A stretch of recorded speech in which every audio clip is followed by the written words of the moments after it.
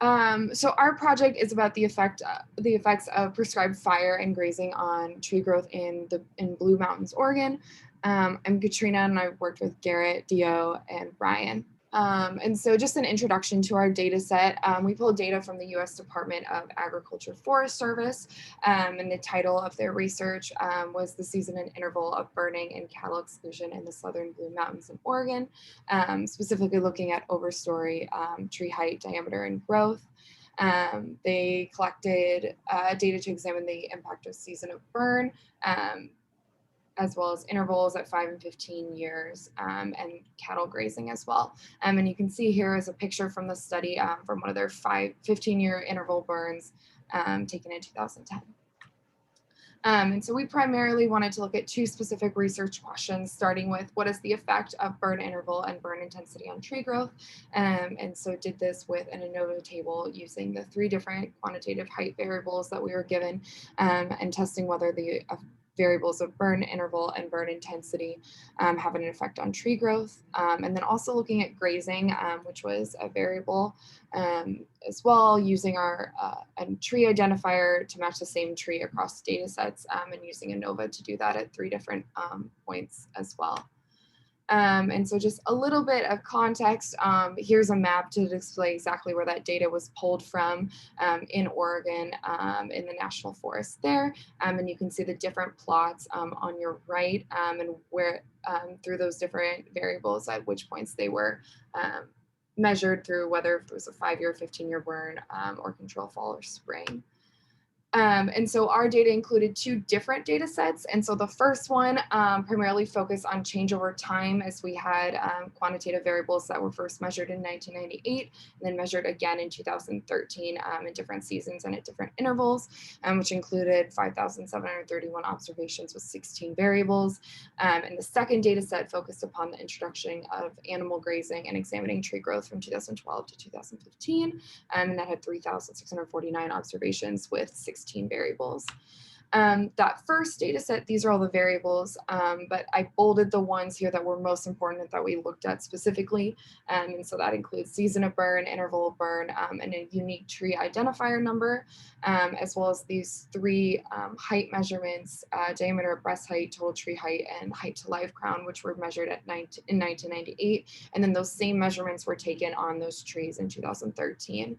As well as we looked at the number of times burned by prescribed fire in 2013. Then on the second data sets, most of the variables are pretty much the same. The added variable here is that we have this grazing variable to show that animals graze on these trees in some plots, but not in all of them. And as well as these data points were taken in both 2012 and 2015. But other than that, things here are likely the same, except we just have the diameter at breast height variable. All right. So in regards to our first research question, we decided to break it down into 2 parts, where I decided to cover the effects of interval burn on tree growth. And the variables I specifically used was the diameter breast height for both 1998 and 2013, total tree height, and the height to live crown for both years as well. As well, I created a variable to find the difference in the data and the variable specifically to find tree growth for each variable that we have. So in regards to the first ANOVA table that I created, you can see that the variable I used was tree growth, and finding the difference between the 2 DCB measurements. And when running this ANOVA table, the specific p-value that we're looking at is 0.1215. In regards to, oh great, now I'm blanking. In regards to the p-value, you can truly see that there's not a significant enough measurement to sit here and reject our null hypothesis, since we're evaluating this ANOVA table at a alpha of 0.05. In regards to the next part, we're looking at interval burn on HTM. And for this p-value, you're looking at a p-value of 0.1765. Here again, you can see that the p-value is too large to give any sort of significance between IB and HTM. And then finally, for our last ANOVA table, you're looking at interval burn on HLCM. And here again, our p-value is too large to really sit here and create any sort of significance between the two. In regards to what I thought about this going into it, I didn't really think that the p-value would be this large. I thought it would be lower. Really was hoping that our p-value would be low enough to uh, reject H naught and go to our alternative hypothesis. So I did the next one, looking at the effect of grazing on and the season of burn on DBH height. These data came from the second data set where it looked at data from 2012 to 2015. And so the variables that I used were season of burn, which being the control, that weren't burned. These plots weren't burned, or fall or spring, and then the variable of grazing, whether or not there was a exclosure. So 1 being grazing is allowed, and then 0 being not, them being excluded. And then I took the original data set, which had DBH at 2012 and DBH at 2015, and then took the difference of those and then created my own variable called diam diff. It's to help see the growth over these years. And so here's a box plot of the data. And so on the left is the data, the raw data itself. And then I also decided, after looking at the data, some of the data were actually negative values, meaning that somehow the trees lost diameter, which is not really possible. So there's potential for human error and some type of equipment error. For these data, I analyzed them both using the raw data itself, and then I also removed the data that were negative tree growth values. So the left-hand side is the raw data, the right-hand side is with the removal of negatives. And as you can see here, there's not too much of a difference between the data. And then looking at DBH growth with grazing and non-grazing, same thing here, raw data on the left, on the right is the negative values excluded. It's about the same, where there's not too much of a difference in terms of growth differences between the dependent variables. And so then I ran this into a two-way ANOVA, looking at the season of burn and then also grazing effect on DBH growth. And as you can see, the season of burn was significant, but the grazing was not, and their interaction was also not significant as well. And so this was using the raw data itself. As you can see down here, grazing allowed and spring burns, you had a negative value of growth, which didn't really make sense. So I also ran this, then again, removing those negative values, and you get a slightly higher or slightly lower, more significant p-value for season of burn. You still have insignificant grazing and interaction term. And then at the bottom, you see that the mean is not a negative value at the end there. And then so once running, then I did a pairwise looking at the different groupings, and the data kind of there's no real trend that I saw, but the left-hand side is the raw data again, the right-hand side is removing those negative values. And then taking that, then I removed the grazing because it is insignificant, and then I did a one-way ANOVA looking at season of burn on DBH growth, and as you can see, still significant as should be. And then I also did the removing the negative values, which made it even more significant of a connection there. And then I also did pairwise connections. On the left is the raw data, on your right is removing those negative values. So on the left, spring burn versus fall burn, there's a significant difference between those in terms of affecting DBH growth.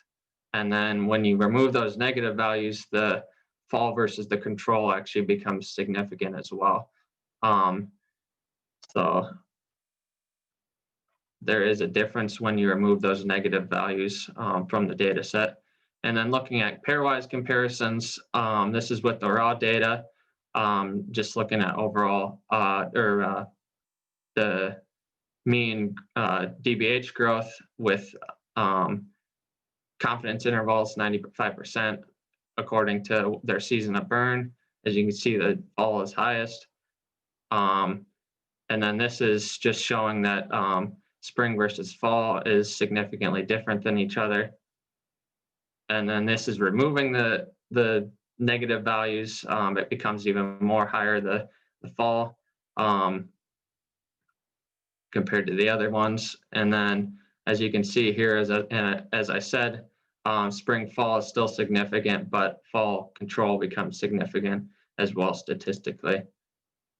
But one thing I want to point it out is that if you actually look at the data itself, if you look at the pairwise comparisons, either looking at the adjusted data or the raw data itself, the differences aren't very much. As you can see, the means aren't too high of increases, and the pairwise, the differences between each of the season of burn dependent variable on tree growth for DBH is around 0.1 or less than 0.1. So not very high values in terms of looking at DBH, which DBH was measured in centimeters. So conclusions from this, obviously the grazing was not a significant variable statistically, although there needs to be other measurements taken in order to actually see if there is a significance. This data was only from 2012 to 2015.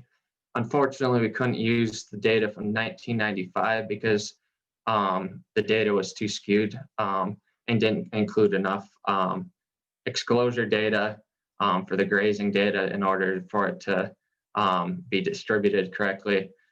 So there'd have to be more measurements in order to see if grazing does in fact affect DBH growth.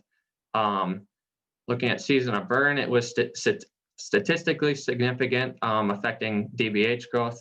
Fall was significantly higher than spring burns, both in the unadjusted and adjusted data set. And then control was actually, fall burns were actually higher, significantly higher than control burns, or control plots, as they say, using the adjusted data.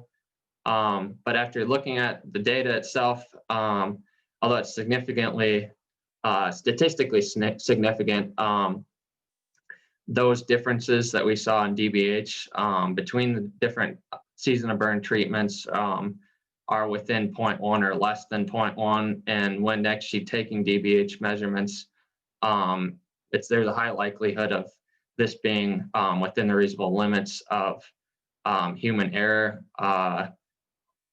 Taking DBH, it's kind of an objective point. It's not really, it's taken at 4.5 feet, but it could be very significantly between technicians, and then also each time that there's measurements. So overall, this data is not really significant and needs more measurements in order to definitively say that season of burn does in fact affect DBH growth. So the research question that I'm answering is, does number of burns affect the DBH, the height, well, the breadth, the diameter of breadth, the height of the tree, and the height of the tree of the live crown.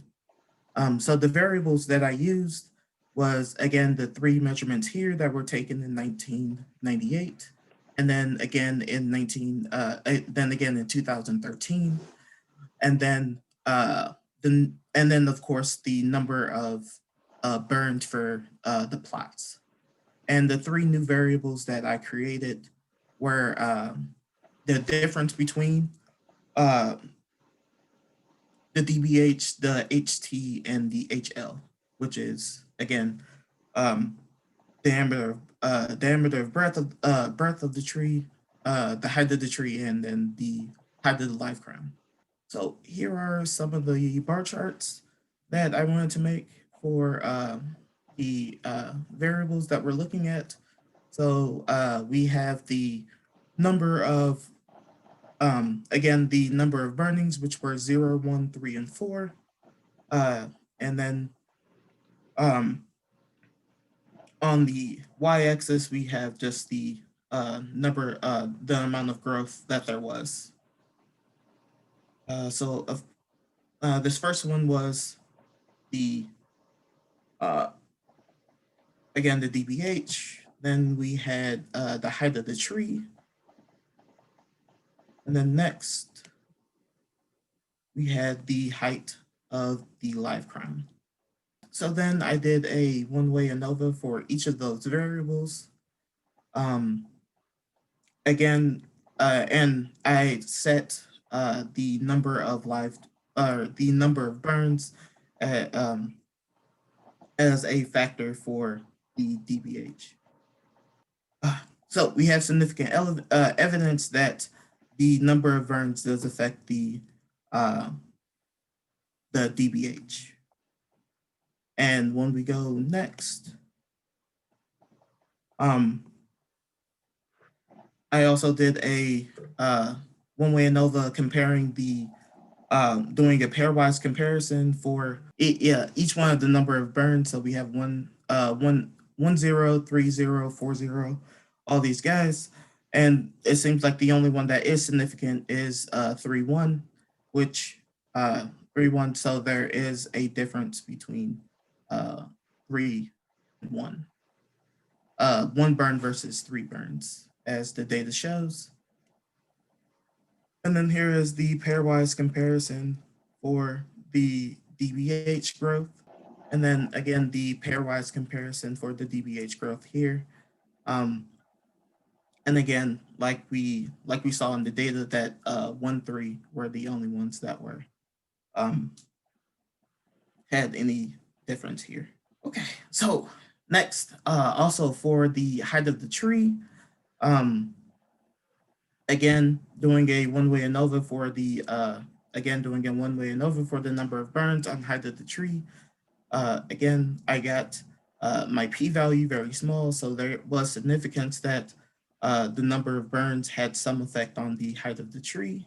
And again, doing a pairwise comparison between the number of burns, and we got that 4, 0, 3, 4, 0, and 4, 1.